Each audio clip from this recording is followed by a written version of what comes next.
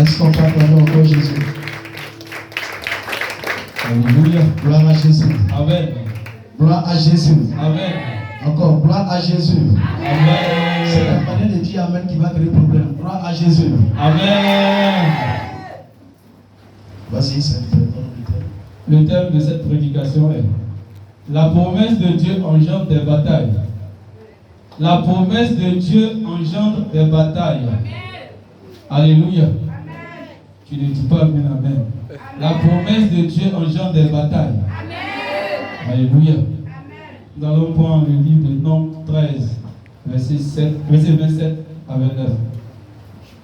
Nombres 13, verset à 29.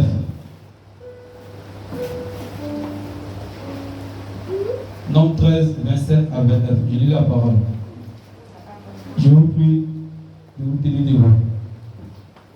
Est-ce qu'ils sont sur la page? Tout le monde se tient debout, s'il vous plaît. Nombres 13. Nombres chapitre 13, verset 27 à 29. Amen. Vas-y. Voici ce qu'il racontait à Moïse. Nous sommes allés dans le pays où tu nous as envoyés. À la vérité, c'est un pays où coule le lait et le miel. En voici les fruits. Mais le peuple qui habite ce pays est puissant. Les villes sont fortifiées, très grandes.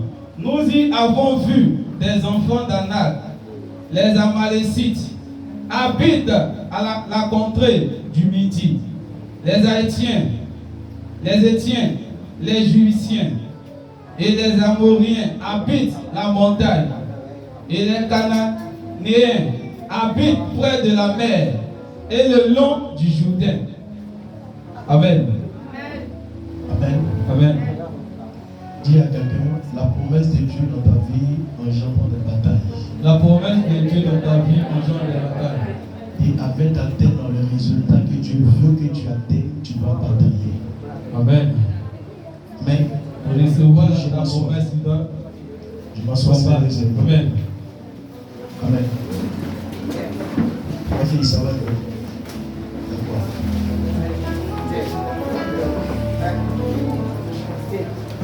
Dieu vous protège. La puissance de la sorcellerie ne peut rien contre ta vie. Amen. Amen.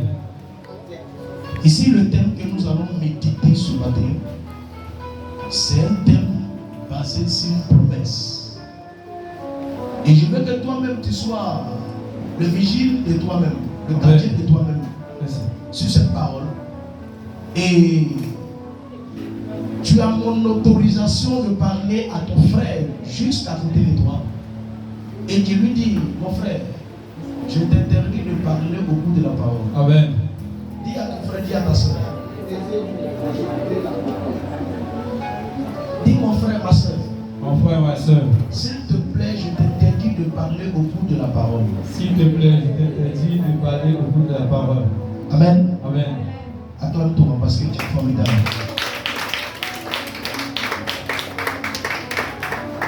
Ici, il s'agit d'une promesse solennelle. Amen.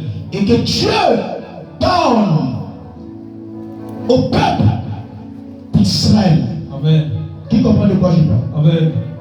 Dieu donne une promesse. Dieu se réfigure en notre vie. Le dimanche passé, nous avons fêté la Pâque. Amen. Qui est là? Amen. Sois béni.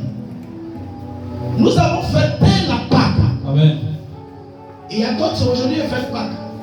C'est ça. Mais nous, on en avons que Dans la Jésus. on a fêté la Pâque Amen. pour souligner une thèse. Amen. La Pâque a symbolisé victoire sur la mort. Gloire à Jésus. Qui comprend un peu? Amen. En d'autres termes, on ne peut pas te donner une victoire sans tester une promesse dans ta vie. C'est ça. La promesse après la victoire, c'est de te donner ce que ton cœur en a décidé. Alléluia. Amen. C'est pourquoi il te dit, toi, fais de l'Éternel tes délices. Amen. Et il te donnera ce cœur. Quel plaisir. Il dit ce cœur. Amen.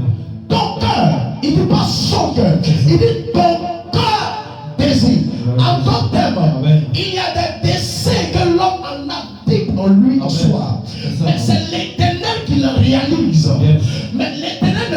réaliser dans la vie de l'autrui sans attester le cœur.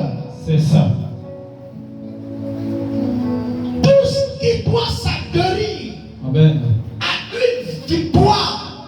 Yes. On ne peut pas gagner quelque chose sans avoir la victoire. C'est ça. On ne peut pas aller en bataille sans avoir le trophée. C'est ça. C'est possible. Lorsque tu vas en guerre pour rapporter victoire, c'est que tu as un objectif à atteindre. Amen. Et ce que l'objectif c'est quoi? C'est de rapporter victoire. Alléluia. Maintenant, avant de rapporter, tu dois lutter. Ouais. Tu dois batailler. Combattre. Tu dois combattre. C'est ça. On ne nomme pas les guerriers en mission sans approuver en eux des vrais guerriers. C'est ça. Vous allez Avant voir ça. une chose. Amen. Même chez le grand Agnès, qui est Lucifer, C'est ça. il n'envoie pas des démons présentés dans ta vie. Vérité. Il envoie des tyrans. Yes. Parce qu'il sait à quel genre d'espèce de personnes que ces démons auront affaire. C'est sûr. Donc lorsque Dieu te promet, Amen. écoute-moi, la parole, ce matin l'homme de Dieu a prêché sur toi. Amen. Il a prêché sur l'intérêt de Dieu. L'intérêt de Dieu c'était quoi? C'est deux choses confondues. L'intérêt de Dieu, la première des choses, l'intérêt, place Dieu au centre C'est de ça. tout ton intérêt. Amen. Parce que quelqu'un qui aime Dieu va aimer son frère. C'est ça. Tu Alléluia. n'es pas obligé de dire qu'il faut aimer ton frère. C'est ça. Lui qui aime Dieu va aimer son frère. Amen. Parce que c'est une recommandation. Alléluia.